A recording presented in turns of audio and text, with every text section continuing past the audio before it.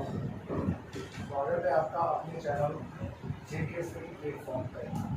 और this is जगेश Kumar साहब and पढ़ाने जा रहा हूँ आपको केमिकल इक्वेशन रिएक्शन। तो यहाँ पे मतलब बेसिकली हमने काफ़ी सारी चीज़ें कवर करनी है, बट इक्वेशन में एक चीज़ रहेगी बैलेंसिंग इक्वेशन सीखिए ना कि अनबैलेंस क्या होता है, बैलेंस क्या होता है, तो बैलेंसिंग कर देगा है। तो बैलेंसिंग करने के बाद हमें एक चीज़ और इक्वेशन में ऐड करनी होती है, क्या, to make equation more inform, यानी कि अपनी इक्वेशन को और इंफॉर्मेशन प्रोवाइड करने के लिए, ताकि हमें इक्वेशन को देख के पता चल जाए कि इक्वेशन कैसी है, क्या नहीं, मतलब देखने से हमें पता चल जाए। तो उसको और मोर इंफॉर्मेटिव बनाने के लिए हमें क्या करना होता है, सबसे पहले बाय इंडिकेटिंग फिजिकल स्टेट, मतलब फिजिकल स्टेट को इंडिकेट करेंगे रिएक्टेंट और प्रोडक्ट की साइड में, ठीक है। तो उससे क्या होगा, हमें मोर क्लियर हो जाएगा कि हमारा एलिमेंट या कंपाउंड हमारा कैसा है ना, और कैसा बन रहा है।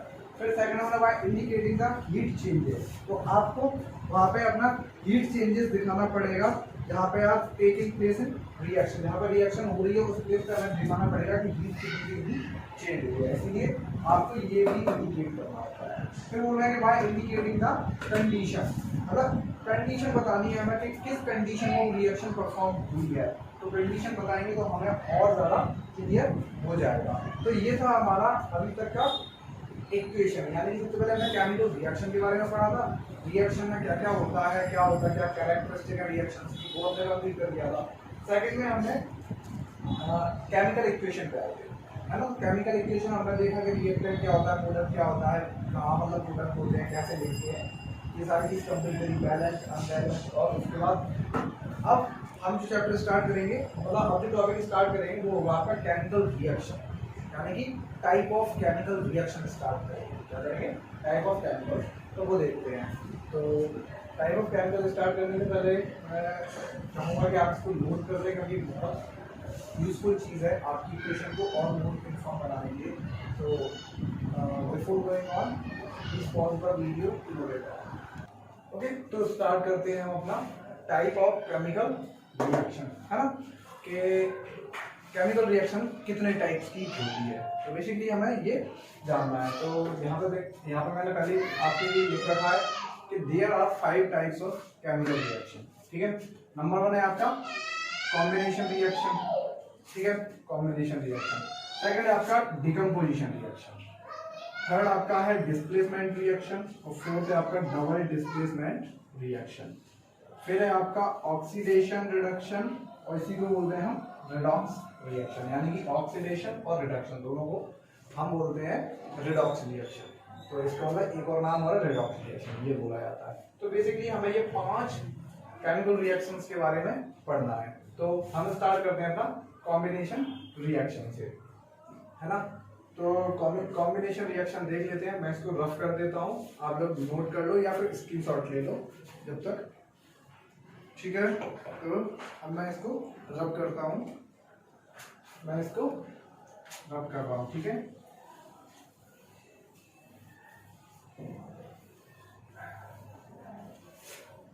अब सबसे पहले आएगा आपका क्या, कॉम्बिनेशन रिएक्शन। कॉम्बिनेशन रिएक्शन देखते हैं हम क्या है।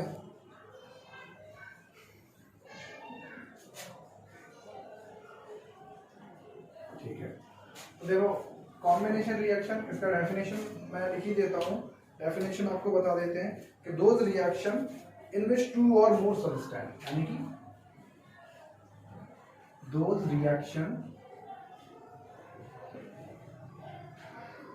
इन विच 2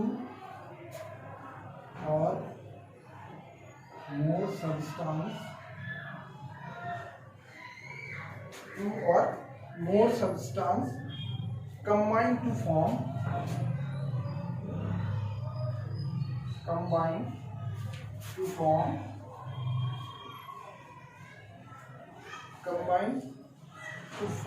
a single substance,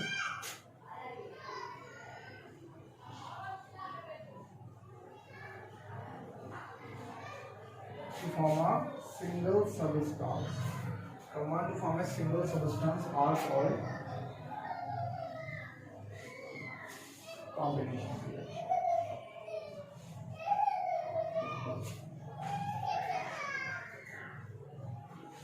ठीक है, क्लियर है ना। कॉम्बिनेशन रिएक्शन को हम बोलते हैं क्या, हिंदी में बोलते हैं इसको संयोजन अभिक्रिया। क्या बोलते हैं, संयोजन अभिक्रिया।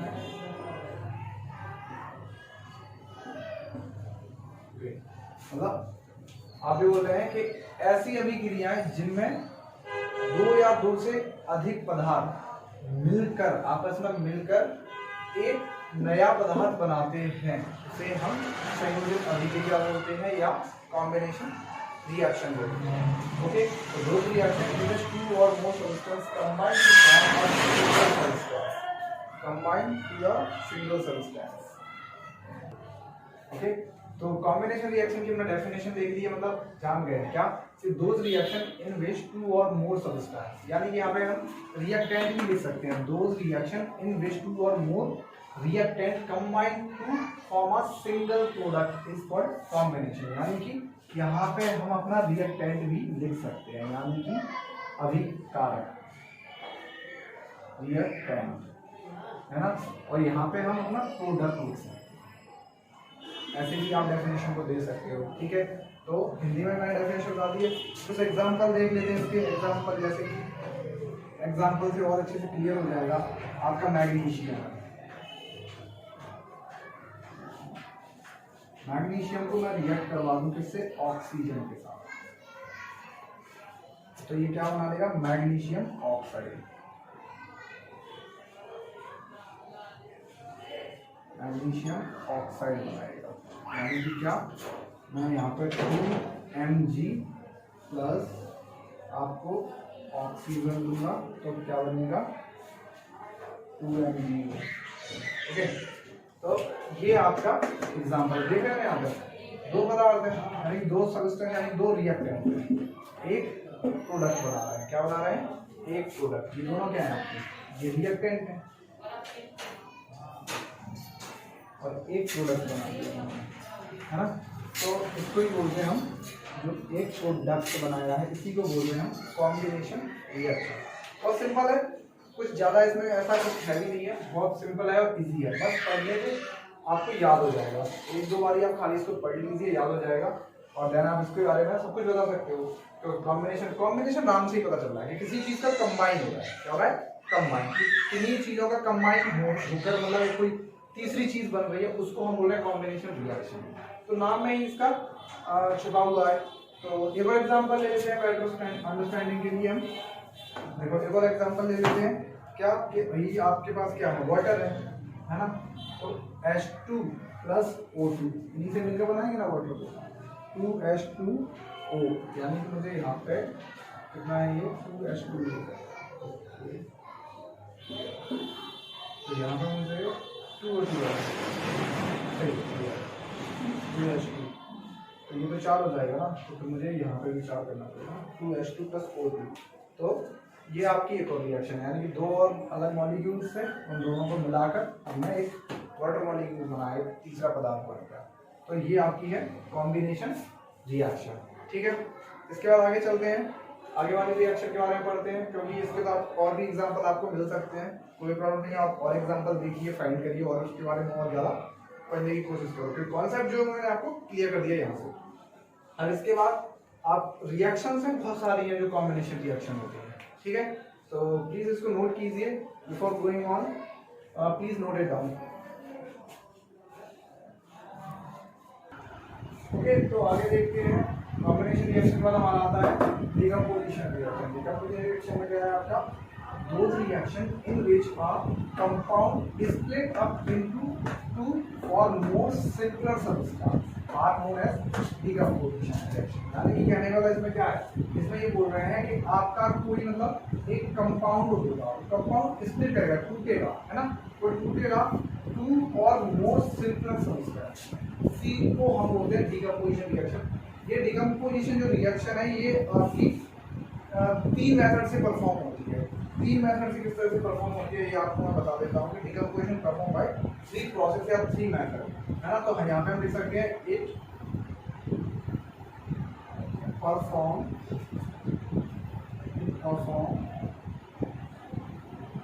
Bye 3 method of process. ठीक है, देख लेते हैं कौन कौन सा है वो। फर्स्ट है आपका थर्मल डिकम्पोजिशन। फर्स्ट को बोलते हैं थर्मल डिकम्पोजिशन।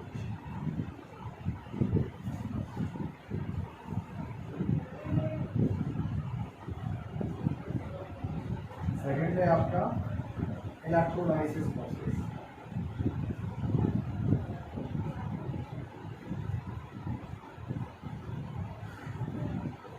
और लास्ट है आपका फ्लोटिंग प्रोसेस।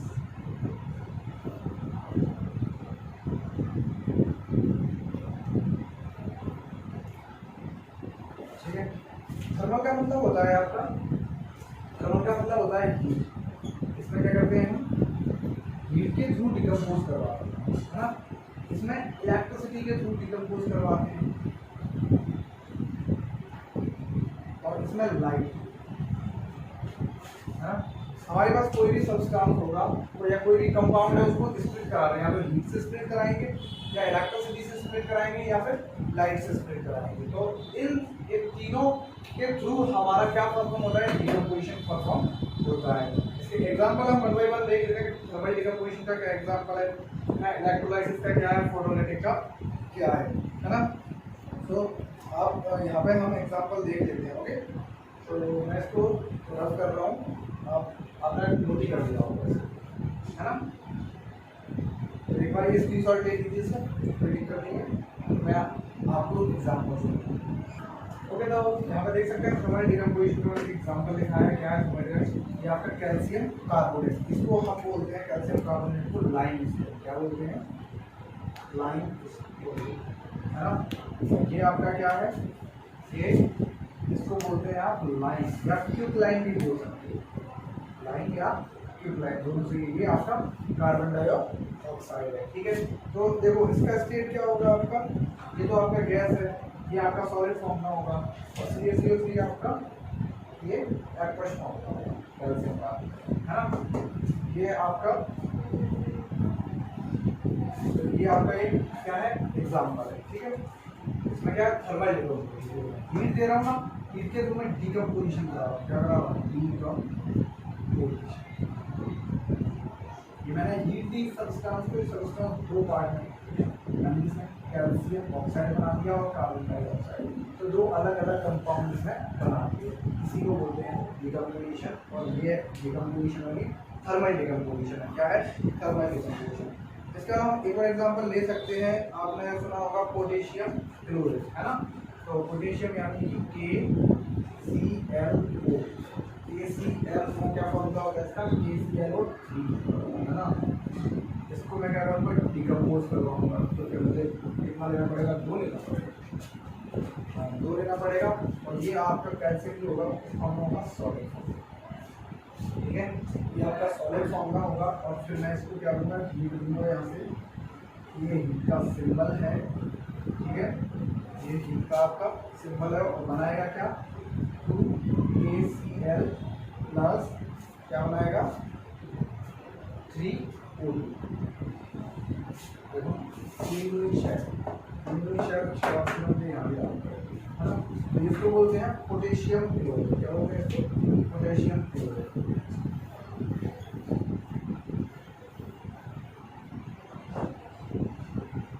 पोटेशियम क्लोराइड हो जाएगा आपका, KCl है यानी कि पोटेशियम क्लोराइड है ये।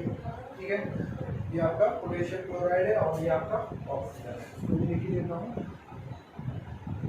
Potassium chloride. तो ये आपके लिए क्या, थर्मल डिकम्पोजिशन के एग्जाम्पल आपके हैं ये। तो दोनों एग्जाम्पल है, शायद बेटर अंडरस्टैंडिंग हो रहा होगा। ये आपका डिकम्पोजिशन कर रहा है, डिकम्पोजिशन कर रही है, 2 पार्ट में टूटा है, यानी कि एक कंपाउंड है और एक ऑक्सीजन। ठीक है, so before going on, please pause the video